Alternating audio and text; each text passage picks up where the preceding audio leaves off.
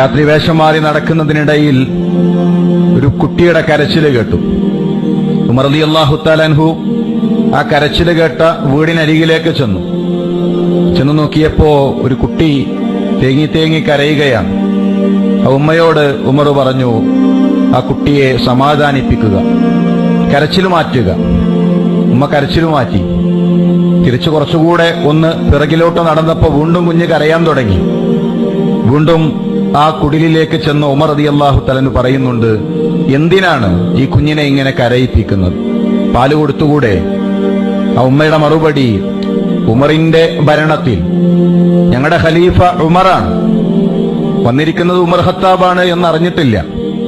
ഞങ്ങളുടെ ഖലീഫയുടെ നിയമപ്രകാരം റേഷൻ കിട്ടണമെങ്കിൽ കുഞ്ഞിന് മുലകുടി മാറണം. മുലകുടി മാറ്റിയ കുഞ്ഞിനാണ് റേഷനുള്ളത്. അതുകൊണ്ട് ഭക്ഷണത്തിന് വേണ്ടി കുഞ്ഞിന്റെ മുലകുടി മാറ്റുകയാണ്. ഉമർ റളിയല്ലാഹു തആല കണ്ണ് നനഞ്ഞു.